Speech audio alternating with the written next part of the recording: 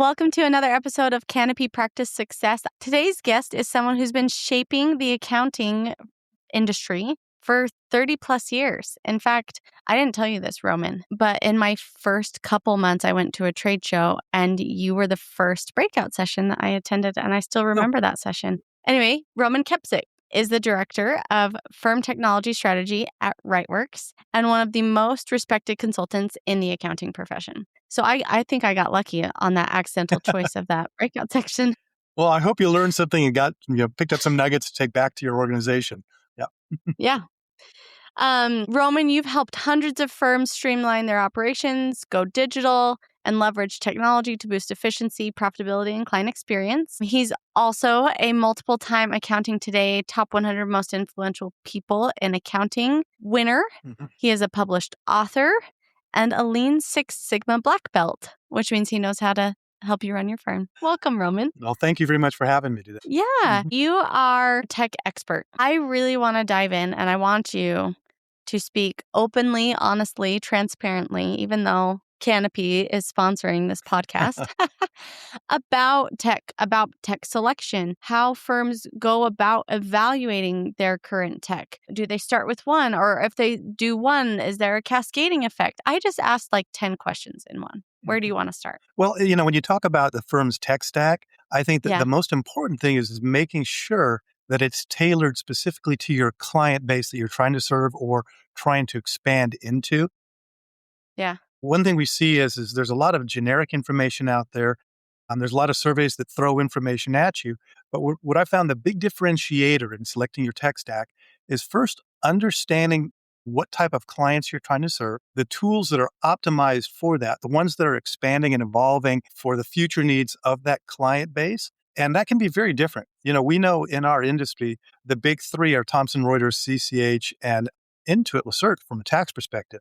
But they're very different products that are optimized, whether you're a 1040 production shop, whether you're a wealth management group that also does a lot of planning and only deals with high wealth individuals, or even if you're like, I have some firms here in Arizona that do nothing but school districts and audits.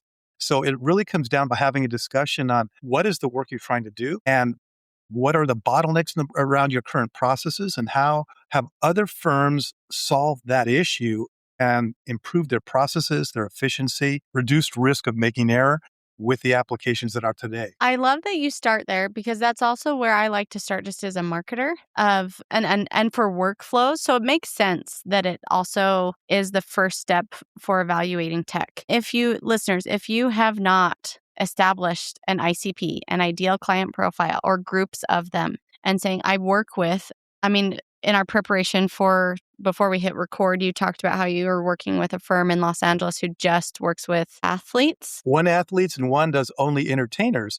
So there's a scenario where state and local taxes is very important because you could be filing in 30 jurisdictions. And so for ease of use of your personnel, having a tax program that's optimized for that works for everyone. It's much more efficient versus a standalone 1040 production application. Yeah. But I bring that up because it's not just impacting tech, which is what our conversation today is going to be focused on, but it impacts things that I talk about all the time of procedures, workflows, being able to template things, and marketing, which is where my heart is. Marketing works best when it's targeted. Absolutely. It doesn't work great when you're trying to cast a wide net. And the same principle, as I'm saying this out loud now, really does apply to your workflow. And if it's applying to your workflow, then it's applying to the tech that you're using to execute on that workflow. Absolutely. Absolutely. Yeah. So I love that. Okay, first step, identify your clients. If you haven't already done that, do it. Slow down to speed up. I know, especially right now, we're recording this on November 12th, but people might be listening to this in December. You're probably not going to evaluate your client segments in December and January, but please calendar it for sometime soon. Well, we see with your team. Yeah, right now firms are going through basically fine-tuning their workflow tools to make sure that the projects that you got assigned are current, the levels of the risk for those clients is current, making sure that the right staff are available for the right levels of work. So that's kind of the fine-tuning before we go into pretty much the year-end projections and planning for those clients. So that's when the tax people kick up. But what we recommend all of our firms do is after April 15th to do a detailed tax season debrief and make sure you include everybody.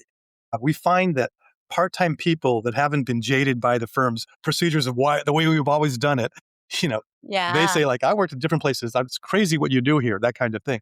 But having those Yes. people, remote employees, a lot of firms are using outsourced employees, include them, at least if you do a survey of questionnaires with open-ended questions, you'll get their input on what worked well, what didn't, what improved your client experience, what detracted from it. And so we have on the RightWorks website actually a listing of questions you should ask as far as a tax debrief to do that.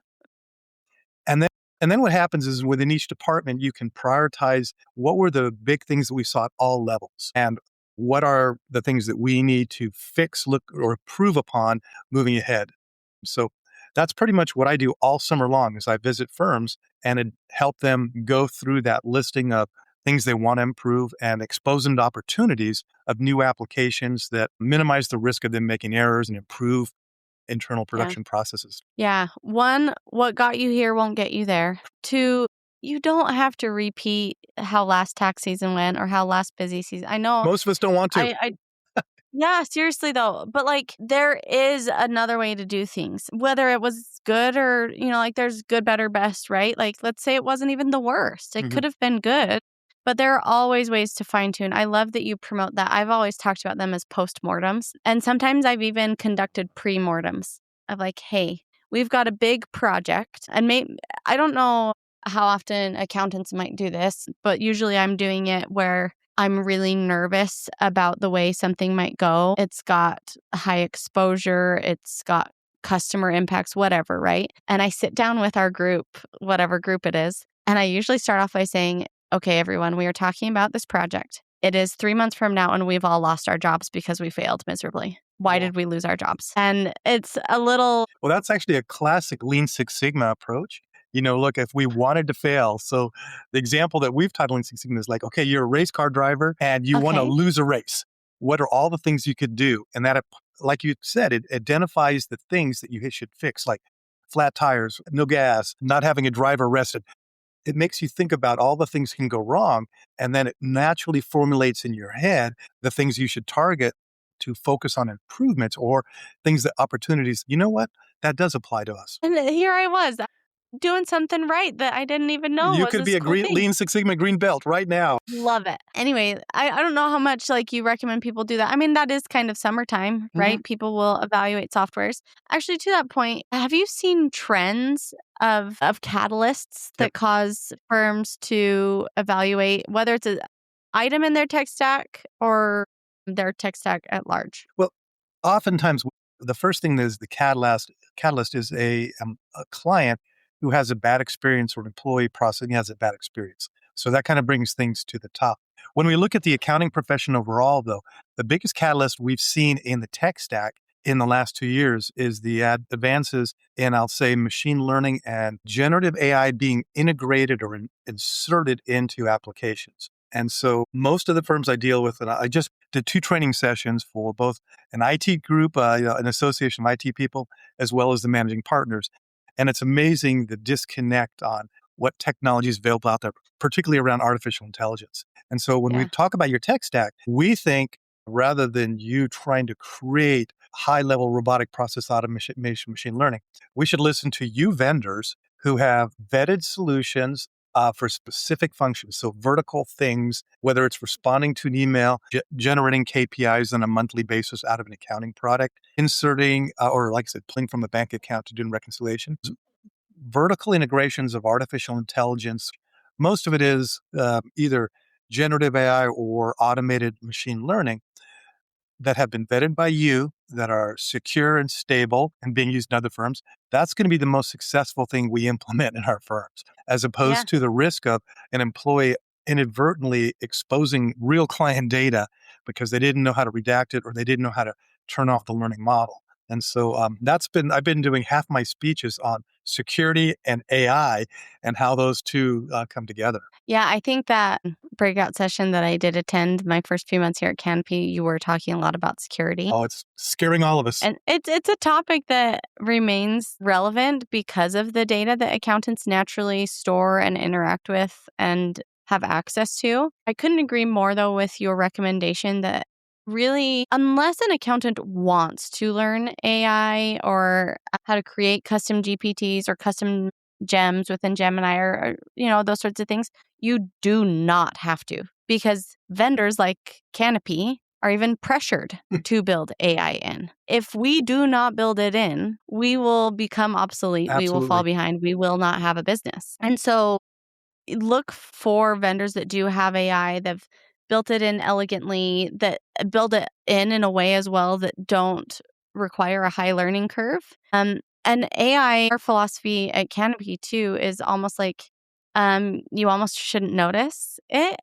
But I bring that up because you won't always naturally understand or see what AI is doing, but you will feel it. Yep. You will feel it in your time savings. You will feel it in your efficiency. Yeah, and one important component of anything, whether, like I said, it's vendor or individually, is making sure that you train your people, educate your people, that there always has to be a human accountable. And what I mean by that is just like when we review audits or tax returns, you have a person who signs off that says, validated the information that the AI gave me. Okay. It is reasonable. I understand it and I agree with it. That's an important part of the training that we think has been lacking in firms, where they seem to bypass that real quickly, that say, oh, the AI just did it. Well, even though we know about hallucinations and errors, it still keeps coming up that people don't validate the information. They don't validate the math. They don't validate the resources that are there. So that is mission critical, that yes, it'll save you an hour, but spend 5 minutes verifying Yes.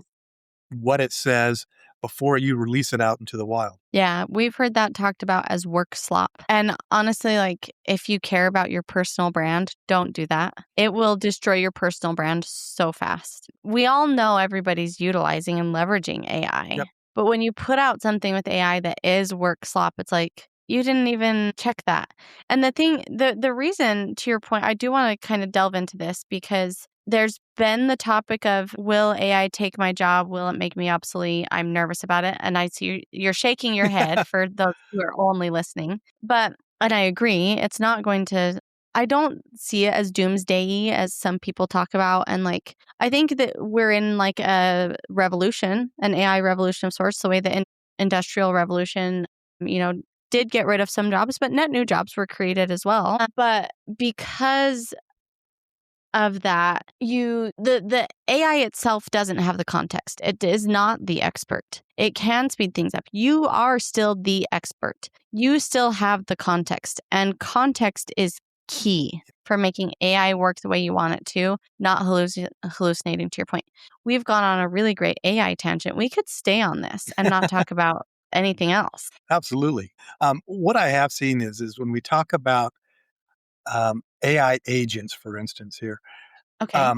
they can go out and collect data, bring it in. Agentic AI, I think, is the future of accounting. But when you Yeah. have, like, for instance, a bookkeeper who key punches data and does manual reconciliation, yes, they could become obsolete. But if they learn to use the agent to import the data, the unique skill that they have, that accountants have, that tax preparers and auditors have, is they have years of history and experience that when they look at something, they can sense if it's wrong. Okay. And in many cases, unless there's logical information, the AI agent cannot determine that just because it's been trained on historical data. So unless it's been specifically trained on variances, it wouldn't know that. So when we talk about jobs going away, yes, anything that's rote, repeatable, Yeah. that is painful, yes, those can be automated if they're logic driven. But we all know that tax returns are not logic driven. Tax law is not logic driven. If you give I'm 5 glad you put the word law in there. yeah. What we say is you give 5 accountants the same data, you'll probably get 3 different answers. One will be flat out wrong. The other one will be better than the other. So who's right? Well, right now, that unique skill is in the mind of the tax partner, tax manager, or the auditor, who's works in the auto dealership industry and knows this does not look right for this scenario and my knowledge of the client. And so that's what I think will continue on is that, we went through the dot-com era. We were supposed to be replaced by spreadsheets, by accounting products. We all heard about blockchain replacing all accounting work and all that. Those things we've just evolved and adapted to the higher level work and knowledge and skills that the accountant has and the knowledge of their client's business or, how their personal finances run. Yeah. Okay, we're going to move on Okay. from AI as much as I hate to. A tech stack is a stack. You really cannot run any business on a single piece of software. Yep. How do you go about evaluating a tech stack, or how would you recommend? Let's say there is no catalyst. Let's say there is no pain and the firm is just has a growth mindset and says, this is fine, but I think we need to reevaluate. And especially if you've got like younger partners who just know that like tech moves so fast and aren't afraid of the change management, right? That like maybe every 2 years you put your ear to the ground. Like, how would you recommend people take a look at their stack? Well, first of all, not everyone keeps timesheets, but when we look at the processes of what we do, there are things that are high value and things that are low value. And so if you take a honest self-assessment of what you do, what we find, whether you're a senior, a manager, a partner, over the years, they have picked up a lot of tasks that are low value, low risk, that could easily be assigned to someone else, but they do it out of comfort and those kind of things. And so a good example in the accounting profession is the way we do scheduling or the way we do project management that's out there. And we saw across the board when the workflow tools rolled out, I think it was first one out was really XCM, which became CCH's workflow tool. They developed a workstream tool, but those workflow tools all of a sudden allowed us to transition certain components of stuff that higher level people did down to administrative people and who did the job actually more consistently. They did it at a lower cost and it lowered the risk for the firm substantially. And so when we look at those kinds of things, if you talk to your peers, we know, for instance, on billing, for example, that's something a lot of partners, they want to have their hand on and do it all and everything. When they push that to administration, a trained administrative person who evaluates that anybody who has more than 7% write-offs needs to validate it and verify the bill. So they all of a sudden they build this process for all the worst case scenarios. Well, the other 90% doesn't fit that worst case scenario. So that can be pushed down to an administrative person with standard operating procedures. And we found that the workflow tools changed that dramatically, improved the processes. We also seen, for instance, things on collaboration with our clients, whether it's document requests or delivery the back in the tax return. Those were things that partners got involved with. They wanted to meet with the client to deliver their tax return. It's way below their pay grade, and we can have automated tools to deliver that. Looking at the tech stack, what you're trying to do is make sure the right people do the right level work for their clients, and then anything that can be optimized or done by a lower level person, there should be tools that manage that. So that can be the workflow, the ingress and delivery tools. And so just by doing the debrief we talked about earlier, we can identify the things that cause pain, that don't add value, and then look for the applications that can deliver. I love that. I was going to say and I believe what you're trying to say here is, and then you bookended it really nicely. Thank you. But I think it's worth saying again, because if you are saying it now with 30 years of experience, to me, I'm interpreting that as it is a fairly pervasive, fairly common problem. Yeah. Where you have senior people in firms doing work that really can be delegated, which is an entrepreneur problem in general. And depending on how the firm was started and if those senior people started the firm several years ago and now they've hired lots of people under them, it is hard to delegate. It's hard to feel like, can I trust this person to do it the way I want to do it? It's a human problem. But there are so many tools and resources to help you. And to your point with that brief or post-mortem, if you haven't identified your ideal client profiles, your client buckets, the next thing the next thing you can do is really outline your SOPs, your standard operating procedures. Because then even if you have it on paper physically in front of you, you can see who does what and who can do what. And I think the beautiful thing about this as well, that I think the industry needs a injection of, is the career development it has for lower level employees. And the reason why I say I think the industry can use an injection of that is because of the data I see or the anecdotal stories I hear about work-life balance, morale, culture, and even losing talent in the industry to other industries. When you give another adult a very clear path to progress forward, they thrive. Absolutely. I've referenced someone on the podcast a couple of times that I'm fangirling over. His name's Arthur C. Brooks. He's a Harvard professor. He's written a few books. But one of the latest things that I hear him talking about is that we are not made to arrive. We are made to progress. And that's why when we do get to points of arrival, whether that's the Olympian who's won the gold medal, the accountant who's made partner, the whatever, there's still this element of like, oh, but what's next? And every adult is kind of looking to that what's next. And when you can provide that for them and a clear path forward, you'll have better engaged, more productive staff members. Absolutely. Yeah, they got a vested interest in proving whether that's becoming the best in their tax practice, their assurance practice, or what they're doing in their home life. I'm a triathlete, and so I spend a lot of time doing that, but I also am a sandcastle builder, and I spend a lot of time doing that. And I look forward to those things just because it, you get, like you said, progress is important. Moving forward, it gives you satisfaction of finishing things. It's kind of weird that most people will complain all tax season, but they're so glad when it's over and happy because they made it through, and it's almost like a badge of courage that's there. And so Yes. I would agree with you on that. Yeah. Yeah. So Okay, so we've emphasized that you need to identify who your clients are because that affects your tech selection. We've identified that you need to evaluate allocation, assignment, delegation, all of that of work. Are the right people doing the right things? Yep. These things will then set you up to have a more successful tech evaluation. Is there a third? Well, Or do you? what it comes down to is when you have to go to application selection for specific processes and all that, we found that it's good first to go to your community, your peers that have already solved that problem or addressed it, evaluated it, and come to determination. Every time one of us goes out to do an evaluation on our own in a vacuum, we miss out on a lot of the stuff that's out there. And so I'm in a group called CPA Firm Management Association, cpafma.org, and they have a community that shares successes on applications, on tools and processes like that.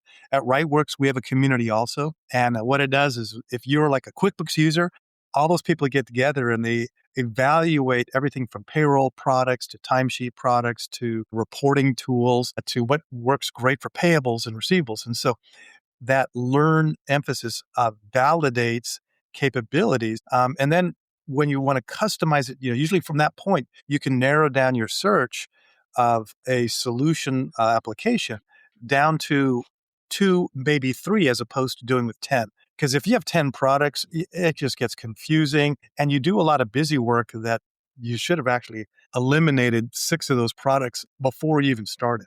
So that's why I think community is good to identify what that, universe of solutions that works. And then talking to those people, which fit your client needs and the solutions you're trying to roll out. And then the unique things your firm might be doing, you can actually meet with the vendor and walk through how they handle those scenarios. And again, that's the way I work through all software evaluations. I talk to people first, the references first.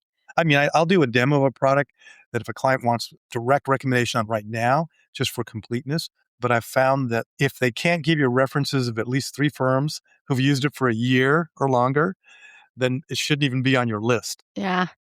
I'm glad you said something. And so I like that you just reemphasized, okay, well, we've already done that hard work of step 1 and 2 of evaluating our own firm. We have that information. And so then when we do take it to the community, make sure that people who are recommending things or you're listening to their recommendations because they're enough as similar to you as possible to make their recommendation worthwhile, I guess. That they're in your same tribe, Yeah, yeah. That's what you said. Yeah, they're servicing the same ways, They've dealt with the same issues and they found yes, solutions. they're the same size, they're whatever, right? But or maybe they have similar client buckets. You don't both have to just service real estate agents. Right. But to your point with like the entertainment professionals and athletes, like two different buckets of people, but similar issues with SALT and crossing state lines and all these different things and Absolutely. complexities. So I just wanted to call that out a little further. So we've gotten to a community. There are lots out there, lots of really good ones, small ones, bigger ones. Even if you just reach out to some local accountants, right? I would think that the industry is friendly enough. There's so much fish out there that it's not like There's we're more all work than any of us can handle. And yeah. so sometimes we're actually looking to find like another firm that we can transition work to that may not be Yes, we're appropriate your to referral our partners. current client base. And they may have situations where they can't handle the work that we would be ideal for. So again, Yes.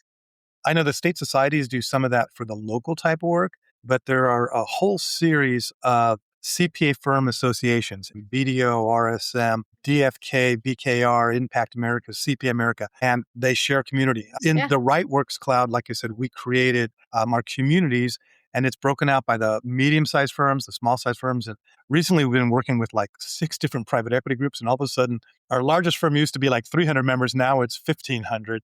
And so we're creating Wow. groups for the big firms that are Yeah. hosting everything. Awesome. Well, I think that's a good round 3-step approachable process, especially for the time of year that people might be listening to this. Maybe like get yourself mentally prepped for being able to execute on some of these things when things free up.